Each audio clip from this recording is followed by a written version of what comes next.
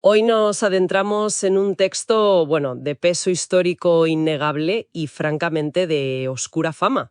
Mi lucha, de Adolf Hitler.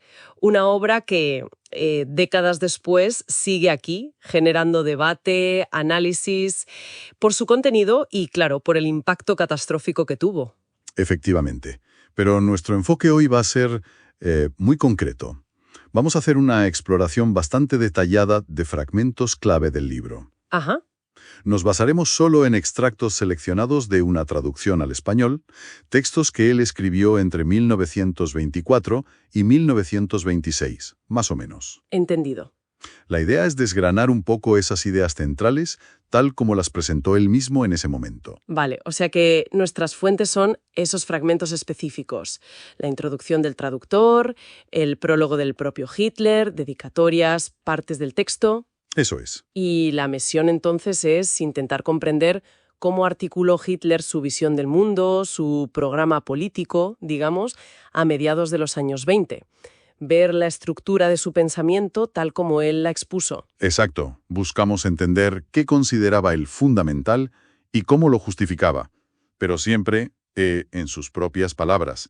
Nos ceñimos estrictamente a estos documentos que tenemos. Es una mirada directa entonces, aunque, claro, subjetiva, autoconstruida por él mismo. Claro, una mirada a esa mentalidad que, bueno, dio forma a un movimiento terrible, devastador. Pues empecemos por el contexto. La introducción del traductor que mencionabas, incluida en nuestra fuente, se le da una importancia enorme al libro ahí, ¿no? Sí, ciertamente. El traductor llega a decir que es el catecismo del movimiento nacionalsocialista, la Carta Magna del Tercer Reich. Palabras mayores. Desde luego. Y se insiste mucho en su difusión, millones de ejemplares, traducciones, y se presenta la parte autobiográfica como esencial para entender al Führer. Llama la atención que esa misma introducción, según leemos en los extractos, incluye citas externas, bueno, bastante curiosas, como una del Daily Mail. Sí, una cita que elogiaba a Hitler como estadista, imagínate, por haber frenado al comunismo. Increíble. Y también se menciona una entrevista atribuida a Hitler en Le Matin, un periódico francés, en 1933. ¿Y qué decía ahí? Pues que supuestamente negaba tener intenciones de guerra y que culpaba de futuros conflictos al bolchevismo. Eso. Interesante ver cómo se presentaban estas cosas en la introducción, aunque choquen frontalmente con lo que dice el libro y con lo que pasó después. Claro, el contraste es brutal. Pasemos al prólogo del propio autor, escrito en 1924, desde la cárcel de Landsberg, después del intento de golpe de Estado, el Putsch de Múnich. ¿Qué dice él que quiere conseguir con el libro? Pues declara varios objetivos.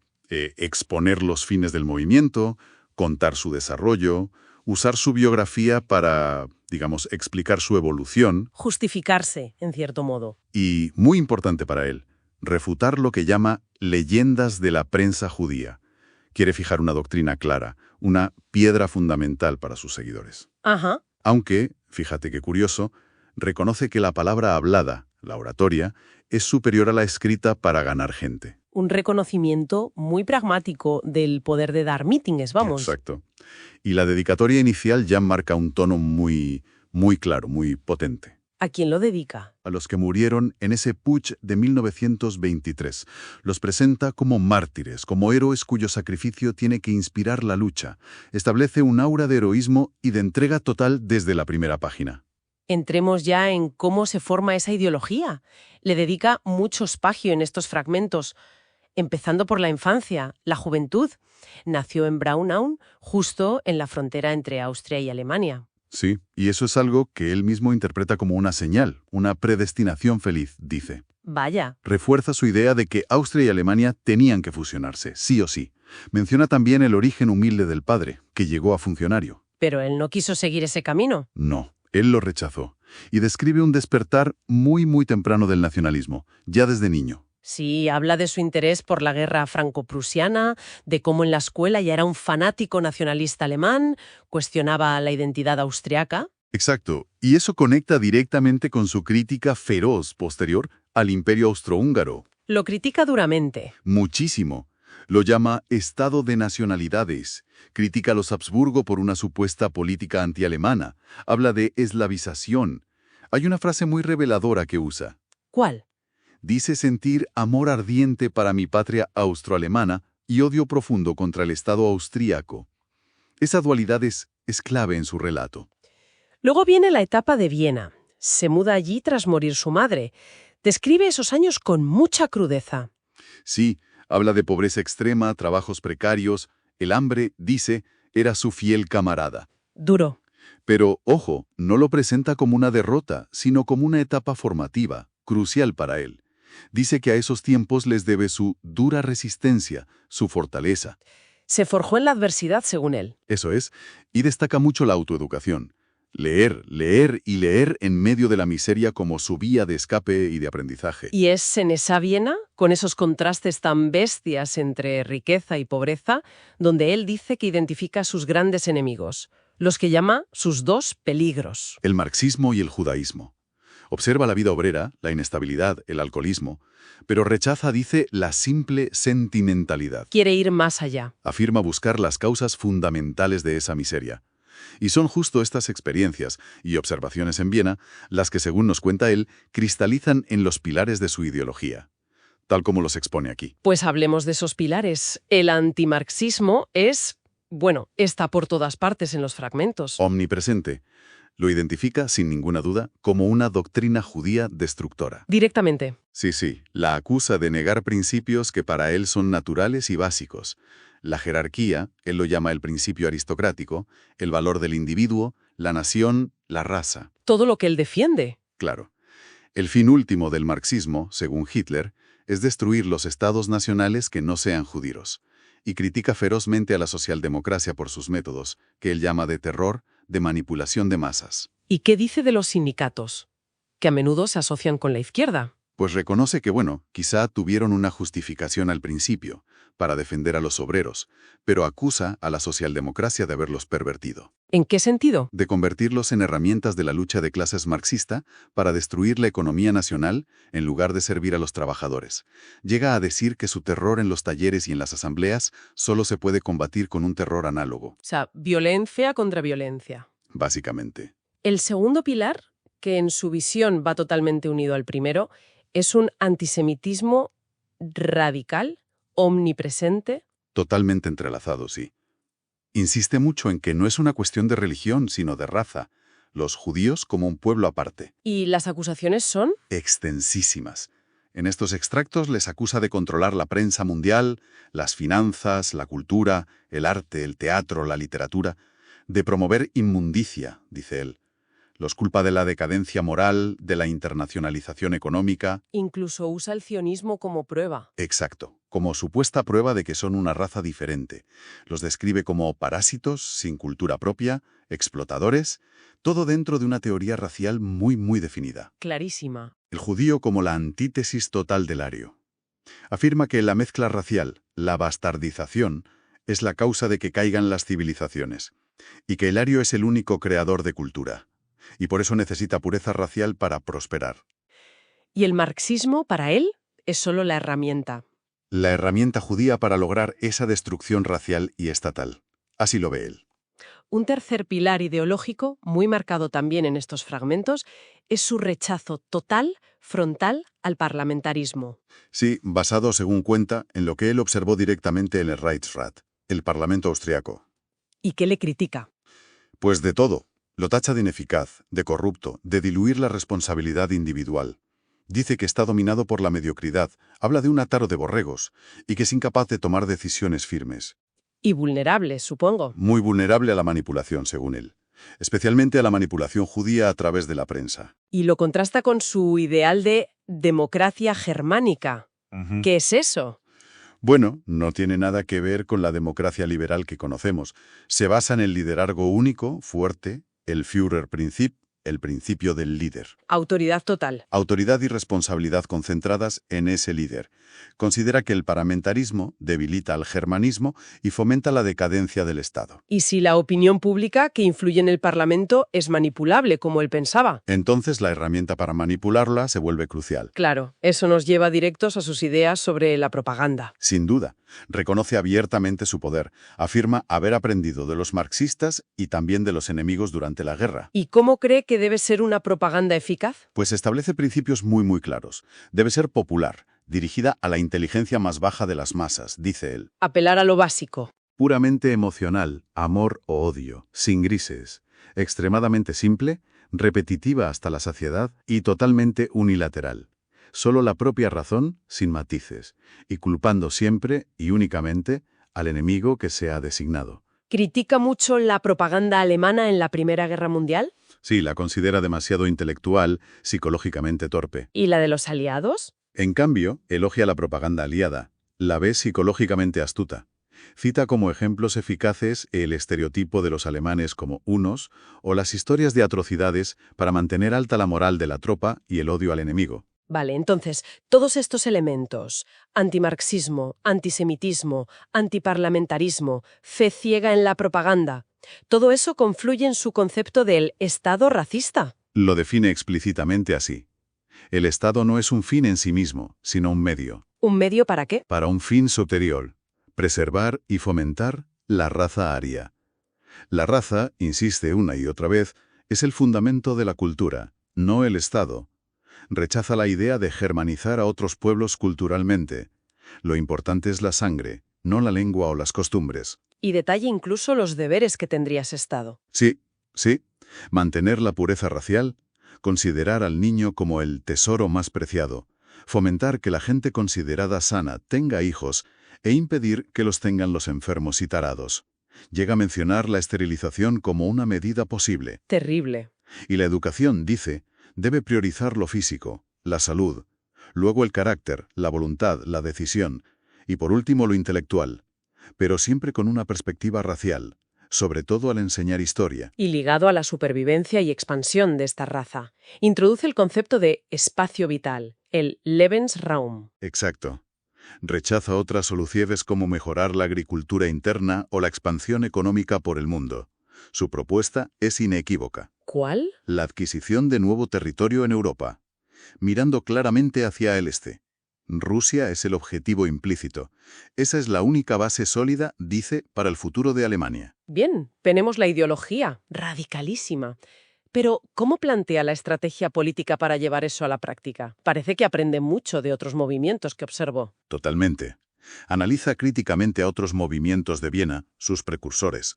Por ejemplo, el movimiento pangermanista de Schönerer. ¿Qué dice de él? Le reconoce que tenía una base ideológica racial correcta, según sus criterios, claro, pero lo tacha de tácticamente inepto, incapaz de conectar con las masas y además su lucha anticatólica generaba división. ¿Y del Partido Social Cristiano de Lueger? De Lueger admira su habilidad táctica, sabía manejar a las masas, usaba la propaganda, se apoyó en la Iglesia joven, pero critica su objetivo final, que era salvar la monarquía, porque lo considera algo ya imposible, obsoleto. Entonces, ¿qué conclusión saca para su propio movimiento? ¿Qué aprendizaje? La necesidad imperiosa de combinar una ideología férrea, la suya, la correcta, con tácticas políticas muy pragmáticas. Y a menudo brutales. ¿Cómo cuáles? Pues la movilización de las masas, con un fuerte componente social, un antisemitismo central pero usado de forma estratégica, y manejar con cuidado la cuestión religiosa para no crear divisiones innecesarias. Pragmatismo puro. ¿Y esto lo aplica directamente al desarrollo del NSDAP, el partido nazi? Él se une al pequeño partido obrero alemán justo por eso, porque era pequeño y podía moldearlo a su antojo. Exacto. Impone sus principios desde el principio. No un simple programa electoral, sino una Weltanschauung, una visión completa del mundo. Y liderazgo absoluto. Liderazgo absoluto e incuestionable. El Führerprinzip. Disciplina militar férrea. Intolerancia total hacia cualquier rival. Fanatismo como virtud. Y la propaganda masiva. Uso masivo y calculado de la propaganda. Mítines gigantescos. Su propia oratoria incendiaria. Los famosos y provocadores carteles rojos. Y fundamental, la creación de una fuerza de choque visible. La SA. La SA, la Sturmabteilung, la sección de asalto. ¿Cuál era su función, según estos textos? ¿Era un ejército secreto? No, Hitler es muy claro en eso. No debía ser una organización militar secreta.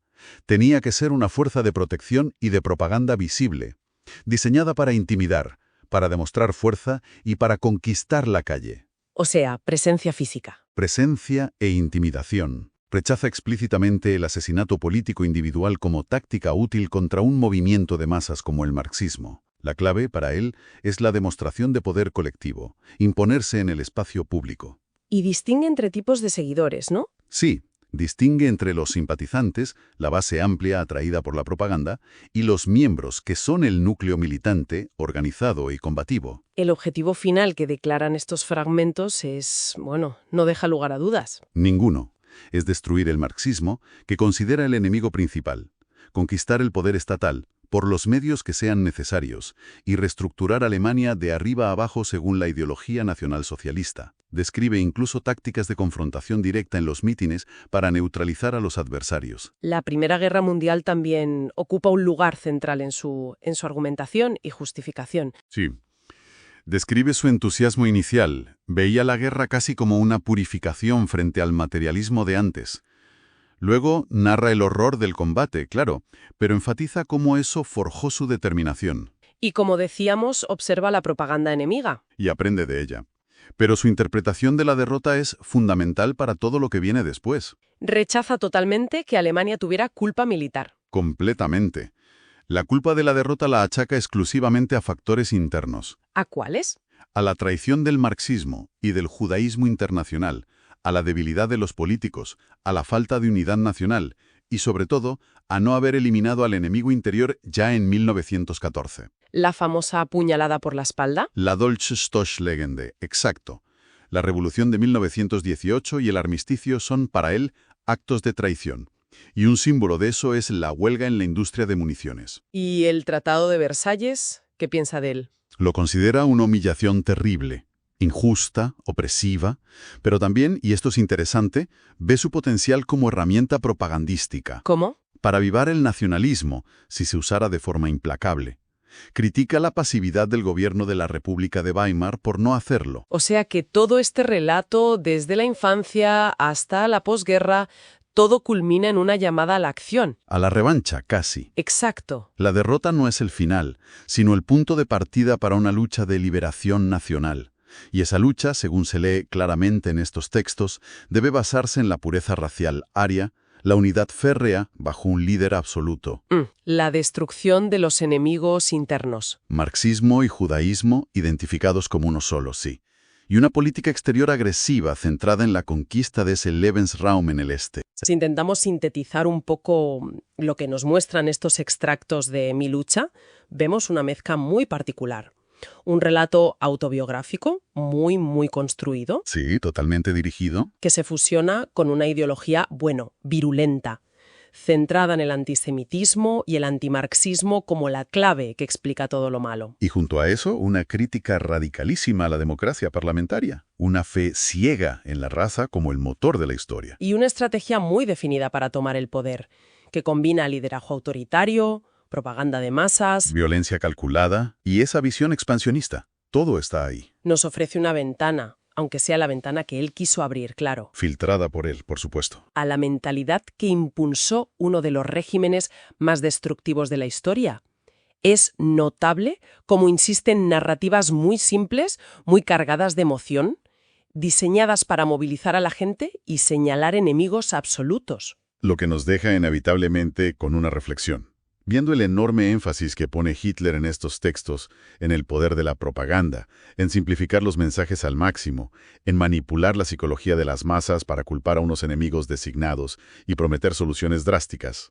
¿Qué nos enseña eso sobre la vulnerabilidad de las sociedades? Las de entonces y quizá también las de ahora. Esa vulnerabilidad a discursos que explotan miedos profundos y ofrecen respuestas autoritarias, simplistas y, sobre todo, profundamente excluyentes. Es una pregunta que estos fragmentos, lamentablemente, mantienen muy vigente.